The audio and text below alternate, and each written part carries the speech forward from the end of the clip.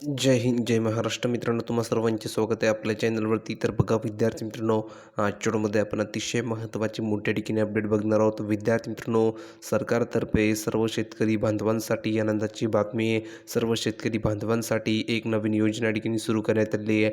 यामुळे मित्रांनो, तुम्हा सर्व शेतकरी बांधवांना मोठा फायदा होणार आहे. आता विद्यार्थी मित्रांनो, कशा प्रकारे सविस्तर माहिती बघायची, सर्वप्रथम सर्वांनी व्हिडिओ लाईक करून द्या, कारण तुम्हाला तर मिळणार नाही. ज्यांनी चॅनलला सबस्क्राईब केलं नसेल त्यांनी चॅनलला सबस्क्राईब करा, जेणेकरून सर्व अपडेट तुम्हाला तुमच्या मोबाईल फ्रीमध्ये मिळणार आहे. म्हणून ताबडतोब सर्वांनी चॅनलला सबस्क्राईब करून ठेवायचे आहे. तर बघा विद्यार्थी मित्रांनो, आजच आलेली महत्त्वाची अपडेट आहे. तुम्हाला मी सर्व ऑथेंटिक माहिती व्यवस्थित प्रोव्हाइड करत असतो. तुम्ही डेट बघू शकता, टाईम बघू शकता, कुठे आलेली बातमी हे बघू शकता.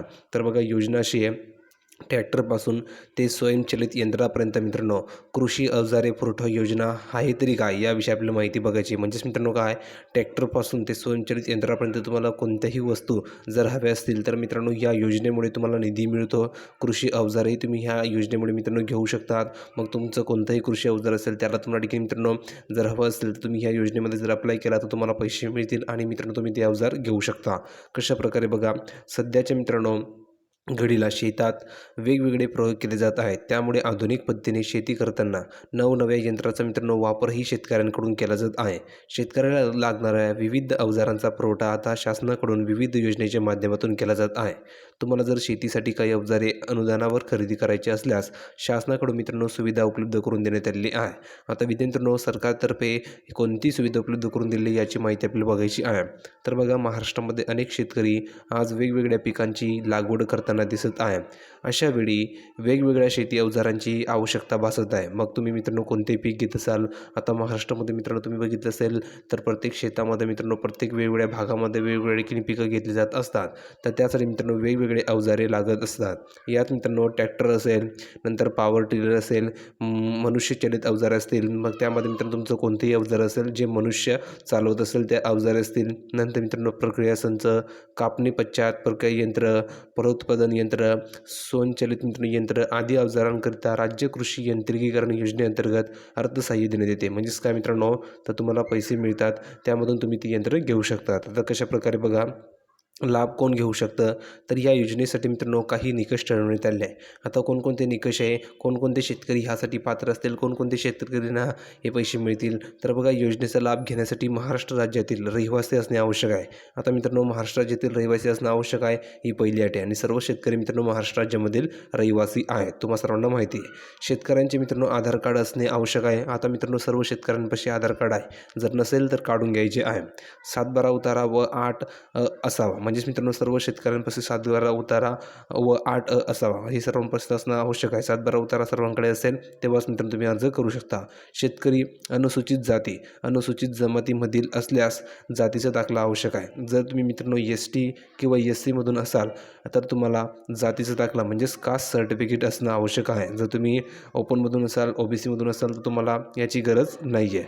पुढे बघा, लाभार्थ्यास एकाच अवजारासाठी अनुदान देय राहील. म्हणजेच काय, एक्झाम्पलसाठी तुम्हाला ट्रॅक्टर हवं असेल आणि तुम्हाला दुसरं आणखी एखादी अवजार हवं असेल तर तुम्ही पहिले एकाच अवजारासाठी पात्र असाल. मग तुम्हाला ट्रॅक्टर हवं असेल तर ट्रॅक्टरसाठी तुम्ही अनुदान देय राहील, म्हणजेच तुम्हाला मित्रांनो अनुदान मिळेल.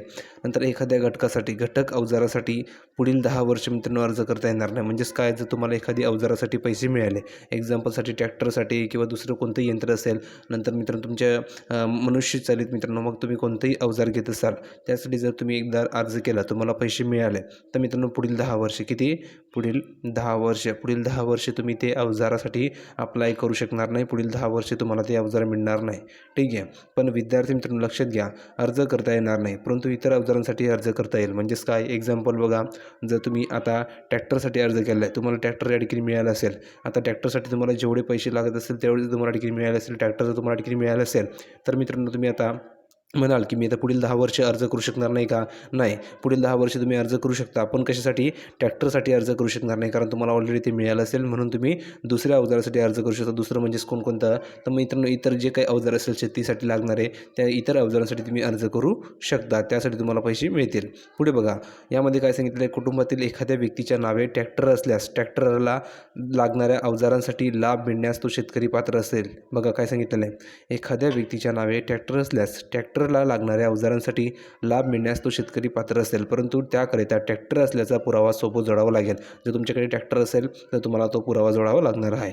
आता काय काय कागदपत्रे लागतील तर मित्रांनो, पहिले आधार कार्ड, 7/12 उतारा, अट दाखला, नंतर खरेदी करायच्या अवजारांचे कोटेशन व केंद्र शासनाच्या मान्यताप्राप्त तपासणी संस्थेने दिलेले तपासणी अहवाल, जातीचा दाखला, स्वयंघोषणापत्र, पूर्वसंमतीपत्र एवढे तुम्हाला डॉक्युमेंट लागतील. आता अर्ज कुठे करायचे बघा. सर्वप्रथम तुम्हाला महाराष्ट्र शासनाच्या अधिकृत महा-डी-बी-टी पोर्टलवर जावं लागेल. त्यानंतर उजव्या बाजूला तुम्ही जर बघितलं, उजव्या बाजूला मित्रांनो असलेल्या शेतकरी योजनावर क्लिक करावे लागेल. तुम्ही नवीन अर्जदार असाल तर तुम्हाला आधी नवीन अर्जदार नोंदणी करावी लागेल. त्यानंतर लॉग इन करून राज्य कृषी यांत्रिकीकरण योजना ही बाब निवडावी लागेल आणि त्यानंतर अर्ज सादर करा व क्लिक करावे लागेल. अर्जात नमूद केलेल्या सगळ्या बाबी नीट भरून अर्ज सादर करावे लागेल. अधिक माहितीसाठी महाराष्ट्र शासनाच्या महा-डी-बी-टी या पोर्टलवर भेट द्यायची आहे किंवा तुमच्या गावामध्ये कोणीही कॉम्प्युटर कॅफेवाला असेल त्या ठिकाणी तुम्ही जाऊन ही सर्व माहिती त्यांना सांगू शकता. तेही मित्रांनो ह्या योजनेचा तुम्हाला लाभ देऊ शकतात किंवा हे अशा प्रकारे फॉर्म भरून देतील आणि नंतर तुम्हाला मित्रांनो या योजनेचा फायदा मिळणार आहे. ठीक आहे, तर सर्व माहिती तुम्हाला मी प्रोव्हाइड केली आहे. अपेक्षा करतो तुम्हाला या योजनेचा फायदा होणार आहे. तर ज्या शेतकऱ्यांना या योजनेचा फायदा घ्यायचा असेल त्या शेतकऱ्यांनी अर्ज करायचा आहे. अपेक्षा करतो तुम्हाला व्हिडिओ आवडला असेल तर लाईक करा, शेअर करा, चॅनलला सबस्क्राईब करायला विसरू नका. भेटूया पुढच्या व्हिडिओमध्ये नवीन अपडेट घेऊन. तोपर्यंत धन्यवाद.